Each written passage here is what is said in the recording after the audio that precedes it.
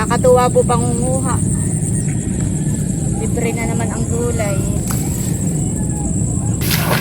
Puno din naman bossing yung atang lagayan. At luto na po itong ating adobong kangkong na may tokwa.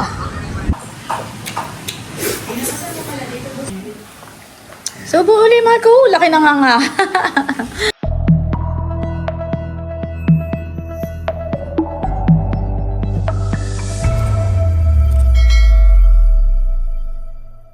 Hello po, magandang umaga po sa inyong lahat. Kami po ni Bossing ay mangunguha po ngayon ng kangkong. Kami po ay bababa dito sa may palayanan. At yan, bababa na si Bossing. At tingnan. Kailangan po palang magtanggal ng tsinelas. Iniwan muna namin doon yung aming tsinelas. At ako po may daladalang isa pang monopod para maitayo natin yung camera ko mamaya. Yan guys, thank you Lord. Napakaganda na po ng panahon ngayon dito sa amin. Maaliwalas na. Sobrang madamo po.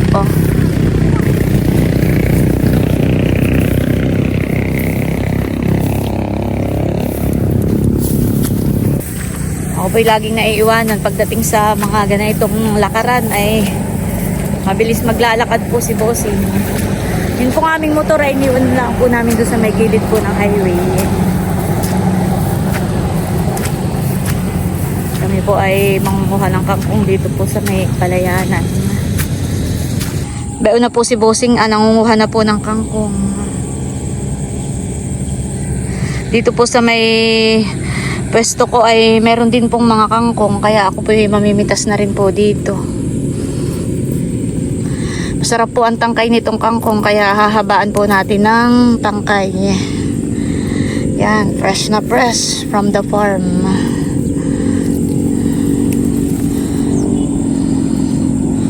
Kami po ni Bossing ay magkahiwalay ng kuhaan. Doon po siya sa bandang dulo. Ako naman po dito.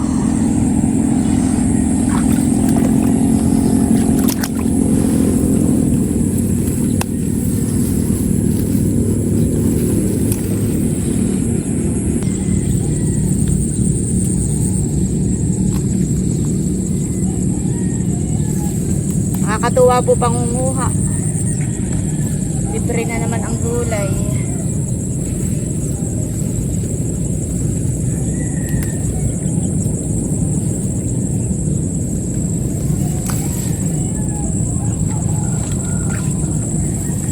Wala akong nakuha.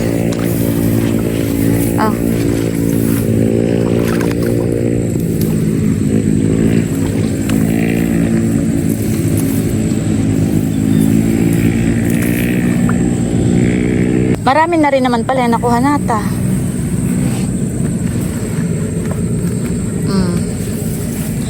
Mapupuno na po yung aming timbang dala.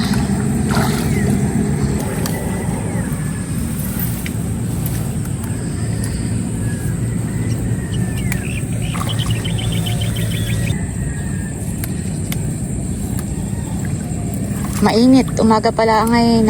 Matindi na agad ang init.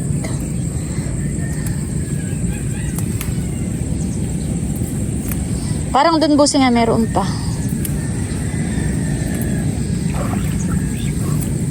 Sarap na yan. Malulutong ang tangkay. Adobo lang sa toyo na may tokwa.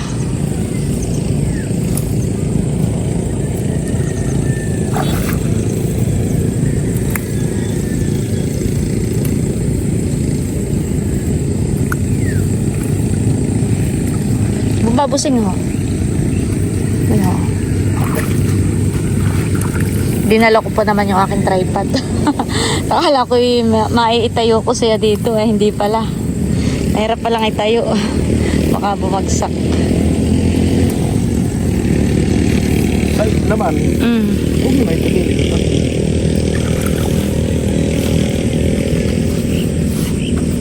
Hawak. Oh, marami na rin po kami nakuha.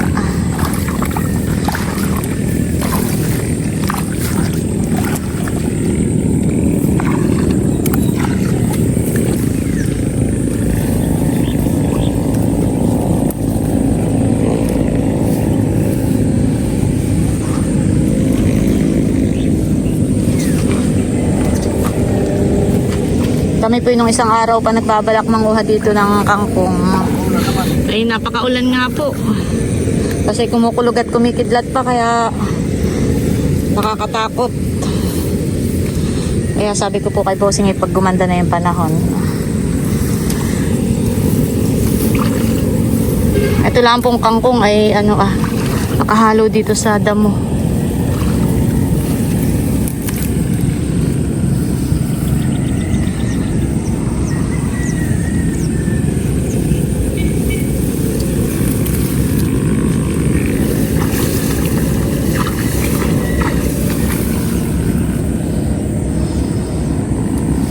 Meron pa diyan, marami. Ha?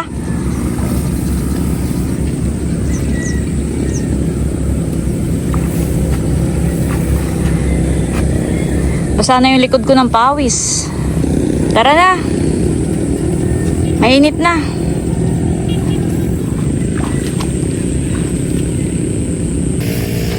Marami din po si Bossing nakuha doon. Puno din naman Bossing yung atang lagayan. May lagayan po kaming timba.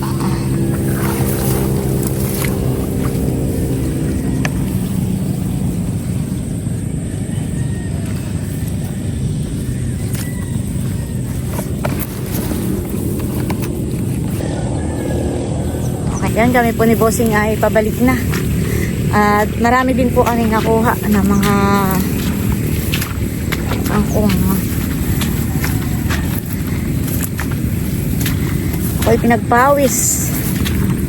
Parang ngayon ko lagi ko nakita pinagpawisan. Hindi.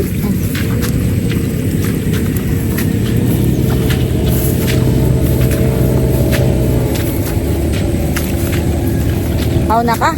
Ikaw na. Ako mabagal maglakad. Okay lang. Si Becca nga pala ngayon ay pa Maynila. Sino? Si Becca. Padalhan ko kaya ng kangkong yung mga bata. Naalala ko Bossing noong kayo nagpapalayan pa dun sa sa Antikin. Di bagat do'y napakaraming kangkong, honey.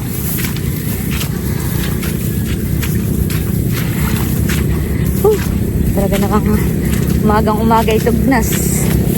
Tugnas ang taba. Labas ang lahat ng pawis. Magandang exercise.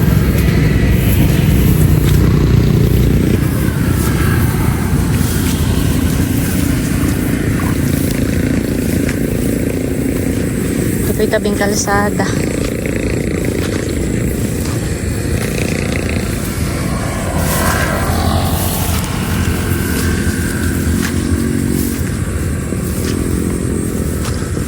Tsinelas ko. Saan ka aakyat? Akyat na po si Bossing.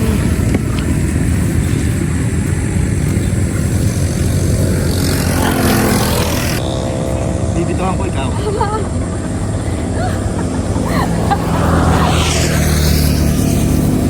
Yun naman pong sa amin ay doon lang banda. Doon.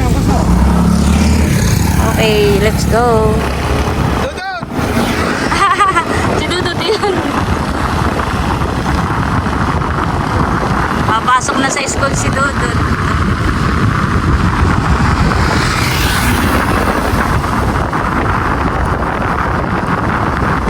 Ayan po, nandito na tayo sa bahay. At ito pong mga nakuha nating kangkong ay natanggalin ko na po dito sa timba. Oo, ay madami din pala ito Bossing, asiksikan. Kaya dito po dito sa Bilao. At ito na po lahat yung nakuha nating kangkong. Wow, may bulaklak pa. Ayan. Ayun po, bali, nagpiprito na po ako ng pawa. Ano nga pala ng balik? Ako po yung magluluto na ng kangkong. Adobong kangkong po ang luto natin. At ako po yung nagpiprito lang ito.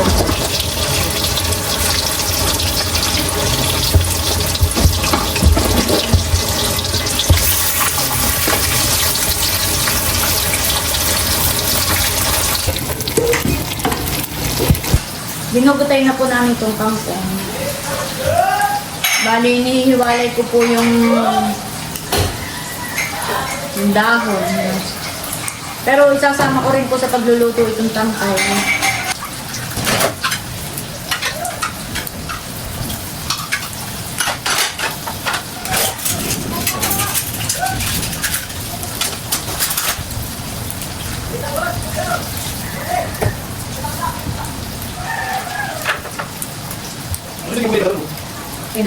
Ano na po yung mga yan? Ayan po, bali, nahugasan ko na po itong ating mga kangkong. Ayan po.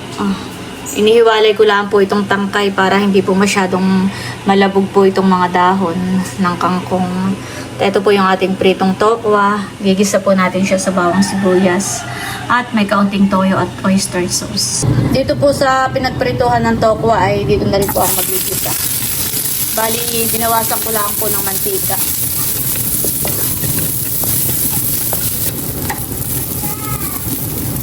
Ilalagay ko na po itong mga tangkay po ng kangkong. Lagyan po natin ng kaunti lang toyo. Saka po ng oyster sauce. Ito po yung maliit lang na pack. Saka po ng paminta.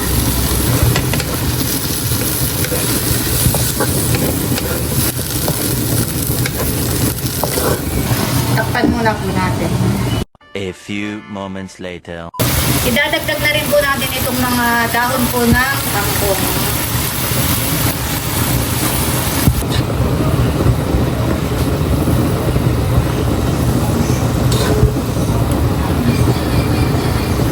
Idagdag na rin po natin itong tokwa.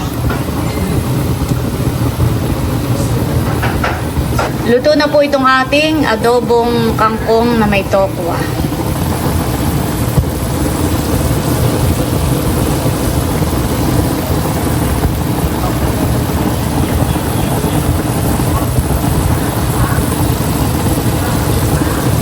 Ayan po, at luto na po itong ating adobong kangkong na may tokwa. Ba, magpipray na daw. Pray muna po tayo. Pray muna. Sa ngalan ng Ama, ng Anak, ng Espiritu Santo. Amen. Salamat po, Lord, sa araw na ito. At salamat po sa lahat po ng mga biyaya at pagpapala na pinagkakaloob po ninyo sa amin. Paspasan niyo po ang pagkain na sa harapan namin ngayon na magsisilbing kalakasan po ng aming katawan. Ito po ang samo at dalangin namin sa pangalan ni Jesus. Amen.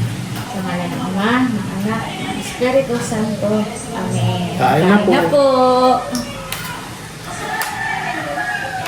Kain na po tayo. Milang kayo. Kain na po. Global. Sila po yung nagkape kaya busog pa. Mamaya daw sila kakain. Sarap nito yung may pritong isda o kaya inihaw. Hindi na po kami nakapag-ihaw. Magkano ba yung ito? Pero, Magkano ba pinagbabayadin doon?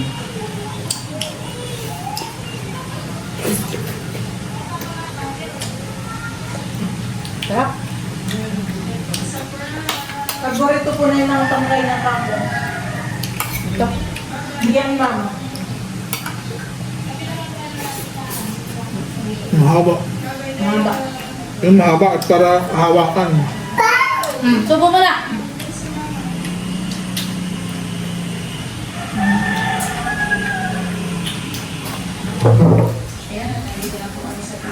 Ito tayo.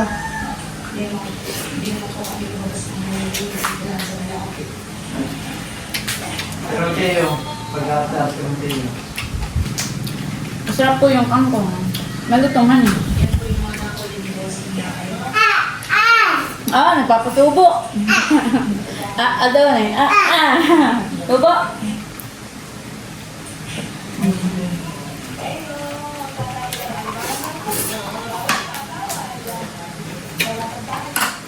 Halika, subo ulit. Si kayo po yung nalapit dito. Pagka gusto ng subo. Halika, mahal ko!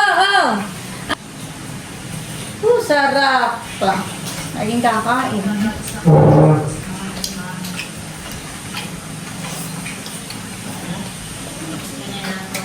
Bakit sabi may ate sa ikaw naman iyon?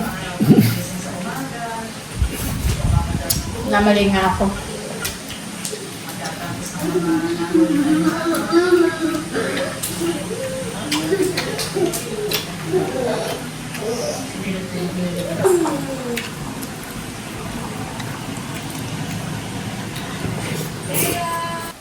Subo uli, Marco. Laki na nga.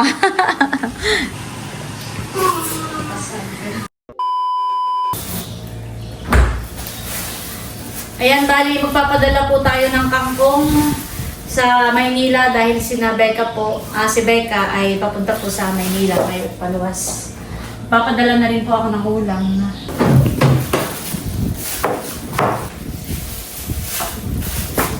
Meron po tayo ditong isdang ilak.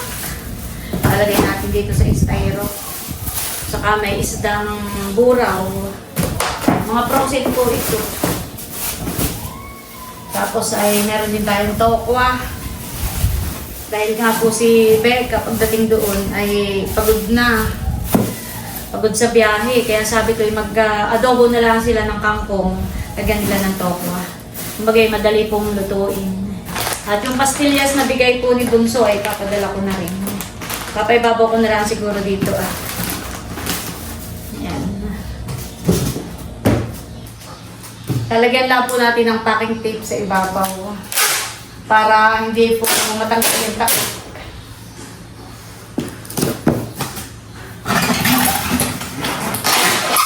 Mamamili pa rin po ng hangin ng takip.